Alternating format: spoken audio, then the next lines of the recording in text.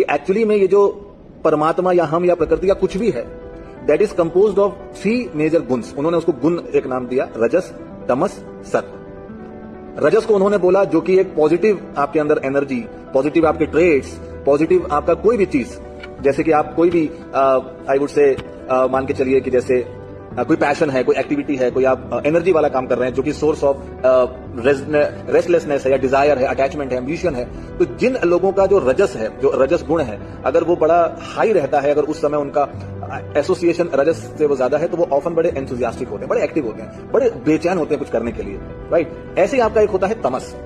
तमस आपके अंदर जो होता है या हमारे अंदर जो होता है, वो क्या होता है, वो एक रेजिस्टेंस होता है अच्छी चीजों को आप बोले कि ना करने देने के लिए जो इनर्शिया होता है, या आप बोले जो आपको डल बनाता है, कुछ आप चीजों को इग्नोर कर सकें या इग्नोरेंस आप ला सकें। आपको ये पता है कि ये काम अच्छा है, मुझे करना चाहिए, लेकिन कहीं ना कहीं कोई एक एनर्जी आपके अंदर है जो वो आपको अपनाने से रोक रही है, डिल्यूजन हम जिसको बोलते हैं। तो तमस और रजस ये 2 आपके एक पहलू है, और आखिरी वो आपका सत्व। तो ये पूरा ट्राइंगल है, इसलिए उसको त्रिगुण बोला गया।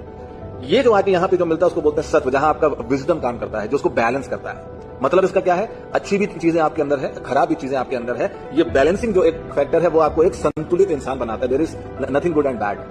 अगर आप इसको समझ पाएं तो उसको इस तरीके से आपको मतलब समझना चाहिए, this whole body, this whole of our being is made up of all these things, right. It includes positive energy also, it includes negative energy also. वो आपने बड़ी कहावत भी सुनी होगी, आप जिस डॉग को आप जितना खाना खिलाएं वो हावी हो जाता है आप पे, राइट। अच्छा भी है, बुरा भी है, और इसको संतुलित हमारा विजडम, जो हमारा विवेक है, वो करने की क्षमता वो रखता है। और जितना आप या कोई भी जो व्यक्ति अपने विजडम को एक्सरसाइज करता है, अपना आत्मनिरीक्षण करता है, अपने इन अच्छे एनर्जी बुरे एनर्जी को जो देख पाता है, वो एक मेंटल पीस, सेल्फ कंट्रोल और बड़ा विनम्र होने की दिशा में आगे बढ़ जाता है।